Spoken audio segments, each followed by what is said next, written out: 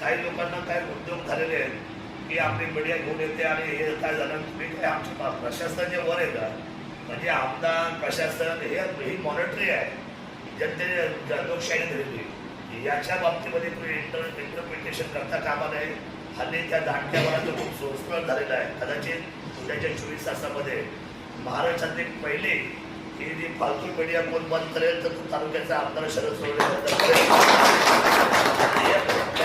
धंदे आम्हाला बंद करायचे. महाराष्ट्र दिनाच्या निमित्ताने सांगतो त्यांनी प्रत्येकाला उठायचं, तहसीलदारांना धमकायचं, कधी डिवाइस बिल्डर जायचं, कधी पोलीस साहेबांकडे जायचं, कधी प्रांतात जायचं. मी असेल तर मी फॉरेस्टकडे जाईल. तर मला असं वाटतं इतके काय आम्ही मूर्ख नाही आहोत.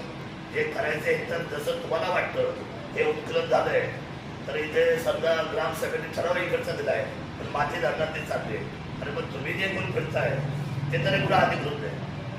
तुम्हाला कोणी लायसन दिले का लायसन? तुला कोणी परवानग्या दिल्या? मी कसे काय जज झाले आमच्या सर्वांचे कोणी अधिकार दिला या सगळ्या गोष्टीचा? आणि मला आजचा दिवस गेल्यानंतर मला खात्री आहे की एखादा निर्णय केला तर तो निर्णय जनहिताचा असतो. ही जी प्रक्रिया आहे या प्रक्रियेमध्ये आणि कुणाला विचारायचं असेल तर आधी डायलॉग केला पाहिजे. कोणी उठतोय मी आंदोलन करतो आणि पण त्या ज्या विभागाचं आंदोलन करायचंय त्या अधिकाऱ्याशी भेटले का? त्या आमदाराशी भेटले का? आंदोलना शब्द इतका लोकशाहीला बाबासाहेबांनी सोपा करून दिल्यानंतर तो प्लस का मायनस जर प्लस करायचा असेल तर त्या विभागाशी चर्चा आपली होणं फार गरजेचं आहे. तर उद्याच्या मी ज्यावेळेला आता निर्धारित करेल आणि अल्टिमेट दिल्यानंतर 24 तासाच्या आतमध्ये मी ज्या मीडिया घेईल शेवटची त्याच्यात जो कोणी मीडिया म्हणून वापर करेल त्यांना मात्र मी आणि माझी टीम बिलकुल सुद्धा काम करून देणार नाही आणि वागला नाही दे तर कायदा सोडून हात सोडून सुद्धा आम्ही काम करू. एवढाच महाराष्ट्र दिनाच्या निमित्ताने सांगतो.